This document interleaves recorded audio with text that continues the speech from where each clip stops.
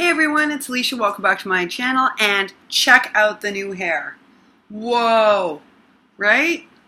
Look at this, folks. Now, this is only going to last in the sun, they tell me, about 8 days, maybe 10. Super cool, super fun. Have to tell you, I'm so lucky that I found this lady. I don't know if I ever shared this with you, but in Israel, you do not need to be licensed to be a hairdresser. I did not know that many years ago. So I'm going to share a little something with you. I didn't know that, so I figured I was here for a while. We were here on a summer visit, and I went and got my hair done. And I told you guys, I was born naturally this color blonde, and you can see, if you take a look at my roots, at my crown, I'm darker, but like at the back, it looks like it's like a dirty washed dark blonde. But if you see at the front, folks, that's not gray. I'm still blonde. I have very little gray. I get gray like my mom right here at the temple. That's it. So I'm blonde like this naturally in the front, but it gets darker as you go back. So it's really challenging for a hairdresser because it's really hard because they can't put color on the front because I'm already white blonde there. But as it goes back, it gets darker. So they kind of have to know my hair, and they have to start back here and leave it on longer and then add to about here. It's complicated.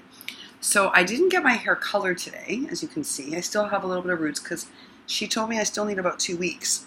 But I did get some blue highlights and a haircut. And how did I end up with these blue highlights? First of all, I had no intention of getting a short haircut. I went in with the intention that I was going to grow out my hair. So I used to have this asymmetrical haircut that my husband loved. It was like really short on one side and long on the other. And he loved this haircut. So he said to me recently, oh, I missed that haircut. So I said, okay, maybe I'll grow it out. To me, I just want my hair to be interesting. And I didn't like that haircut. I needed a new haircut. So I went in with that intention of telling her I'm going to grow out my hair. And she immediately was like, nope, no, you're not. No, you're not. You know what? You suit short hair. Not everybody suits short hair. There's a limited window for when it's attractive on a woman, in her opinion. I have some varying opinions to that. And since you can get away with it still, we're going to give you short hair, and we're going to give you really cool hair, and you're too cool, like in a kind of hippie, arty way, not to have more fun hair. And I was like, okay, go for it. And this is what we got, folks. I love these blue wisps. I thought this was super creative of her. This felt a little like, I love this color. You guys know I love turquoise. But I was like, is this a little Mama Smurf? But my husband was like, no, you look like Pink. And I was like, Pink the rock star? And he was like, yes. And I was like, oh, if my husband thinks I look like Pink, this is a very good haircut. That's all I'm going to say. You women know what I mean by that. When your husband tells you look like someone like that, you're like, thank you. So I'm super grateful to this lady because here, you don't need a license. So I got my hair done once here, folks, and I came out green. And then I found out that the reason is they don't know the formulas because they don't have to be licensed. So either they go and they learn from someone else in a hairdressing shop, like an apprenticeship, which is legit. Or worse, they don't even take any training and they open up a salon, hang a shingle, and they just start doing hair. And that's how the green stuff happens, folks. So I got the name of this lady from a friend of mine here who's like, look, there's this young lady, she's about 31 years old from Paris. She opened up a shop a year ago. She's super well trained. She's licensed. She knows what she's doing. She's inexpensive, but it's a tiny little shop. I'll give you her phone number. Well, folks, am I ever glad to have found this lady. Number one, she is really nice. Okay, I just want to say that. Super nice lady. I loved her today. But number two, she's a really good hairstylist. Like, look at the nice movement. My hair is naturally curly like Joanne, the Happy Meal stamper. So this is not easy, folks, for a stylist to do for me. She did a great job. I was super impressed. I will definitely be recommending her and going back. But you did not come on here to hear all about my hair day. No. But I had to start with that because I have blue hair. So, everyone's going to notice. Okay, so what happened as soon as I got home? My mailbox is on the sidewalk. I'm not kidding. So just to give you, I almost filmed it. Actually, I did film it for you guys. And I'm like, they don't want to see this. I was just amazed. Okay, most Israelis don't have a mailbox. I should tell you that. Because the only thing that they get are bills. And since bills are electronic here, what's the point in having a mailbox? So 3 other people in this entire building have a mailbox, and they're all North American. Okay? 3 others, and they're all American. And so out of this whole building, and there's like, how many apartments are there? Let me just think. I have to give you this properly. Like there's like 15 apartments, 20 maybe, max. Not even, no, there's less than that. There's 15 maybe. So out of here, 3 people have a mailbox. And what they've done is they just bought a mailbox, just like we did, and they adhered it to the outside of our front door. So when you come into our building, there's a front door. You know how in North America, you go into a lobby and then there are mailboxes? Oh no, folks. Here, most buildings don't have a lobby, number one.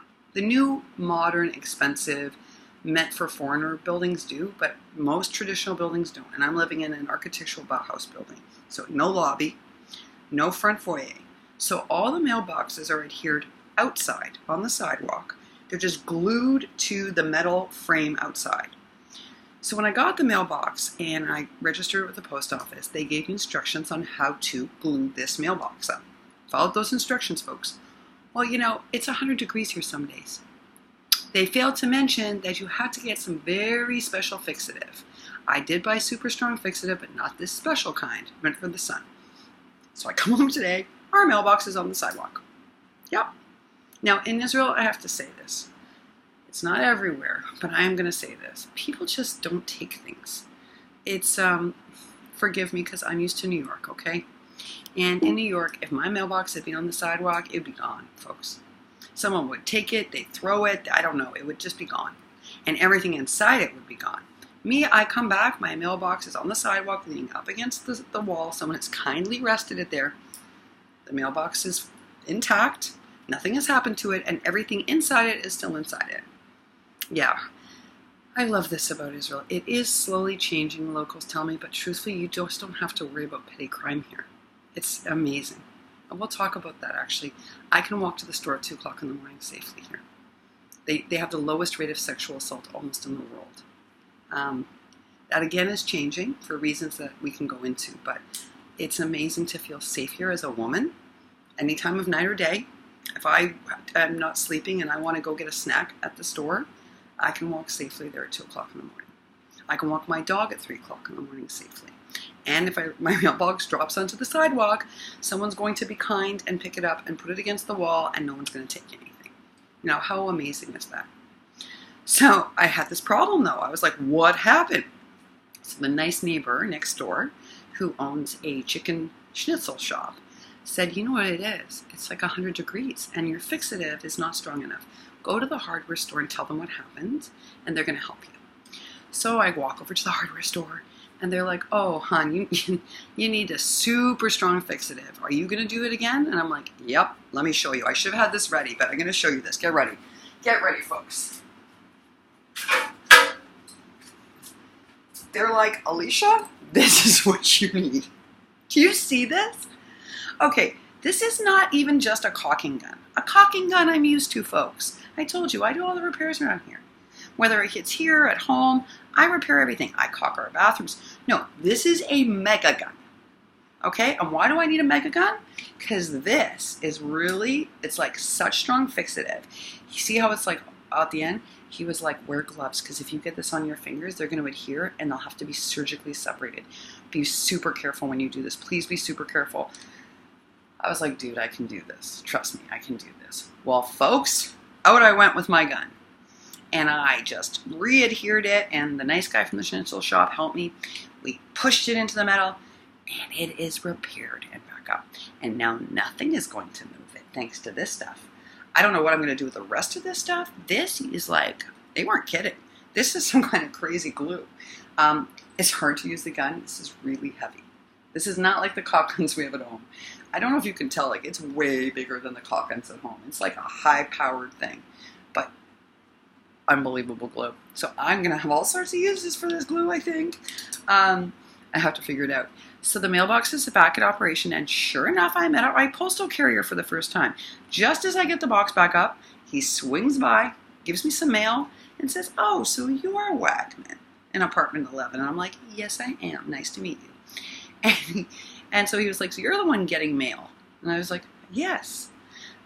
So that was a nice exchange. And then he said, oh, and your mailbox is up. And I said, sir, it's been up for a week. And he's like, oh, I didn't deliver mail last week. And I was like, yeah, I know. I know. But boy, is he making up for it, folks. When did you guys start mailing your flat mails in? Because I am starting to get challenges, and I'm super impressed. So did I underestimate how fast it gets here? Or did you guys just like manage to quickly get your challenges in? I'm amazed. I showed you Betty's today. Wasn't that amazing? Betty just set our challenge off yet again, and I am so grateful to her. I love how she does hand alterations. And wasn't that thoughtful of her to make me those cut-up hearts? Because she knew I loved that shadow box. That was so moving. Betty, I hope you're watching this today. That meant so much to me. I am so using your cut-up hearts. I already have an idea for how. So thank you so much. That was like a really special gift because you did those by hand. And you knew I loved them when you did the shadow box. That's always special, folks. When you comment on something genuinely that you love, and then someone goes to the trouble of making it for you, like, it's so touching. It's just so touching.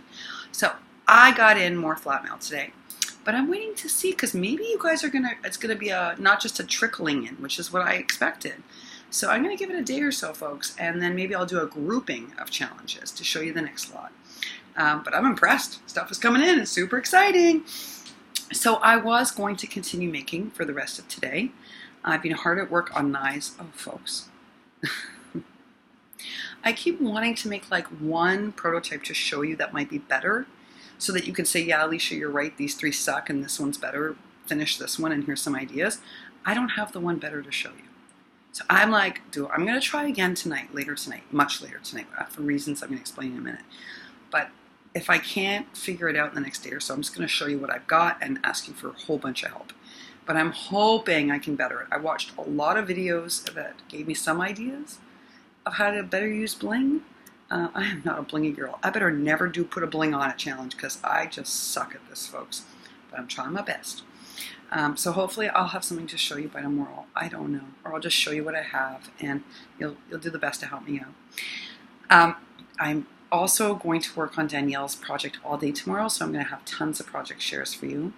I thought I was going to work on knives tonight, but I have a surprise visitor, folks, and I don't know how many of you out there have grandkids. I married a man who's 13 years older than I am, and I inherited 3 amazing kids. And, I heard people talk over and over again about how grandkids are the biggest blessing in your life, yabba, yabba, yabba. You hear it intellectually. But until it happens, folks, I swear you can't even imagine the feeling of having a grandchild. I think my kids sometimes resent it, actually. I am mad crazy in love with my grandchildren.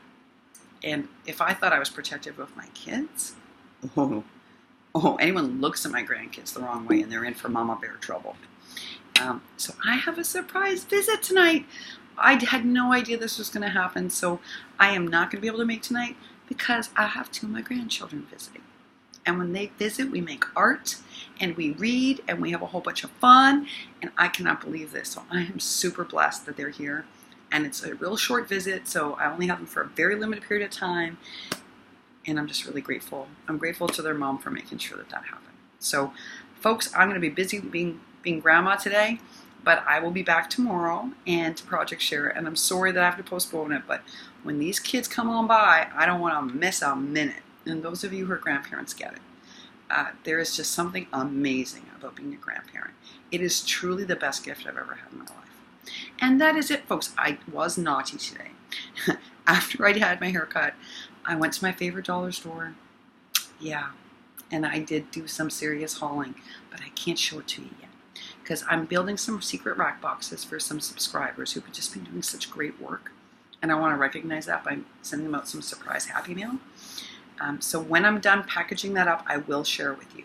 But until then, I can't, even though it's so hard because he had a new stock and I want to show you so badly. But I can't, not until I'm done. I got to make the enclosures. I got to make the flat mail enclosures, and then I'll project share it with you. But boy, folks, he had some new stuff that was fabulous. And that is it. I will see you tomorrow. It is early in the day your time, and it is coming on evening mine. And my grandkid's going to be here any minute. So I got to get going. All right, folks, I will see you soon. Tomorrow, in fact. Until then, have a great evening, and thanks so much for stopping by. You know how much I appreciate you. And I love your comments, and I read all of them. And I really do my best to respond to each and every one of you. So please always feel free to leave me a comment, because I appreciate it. Take care and bye for now.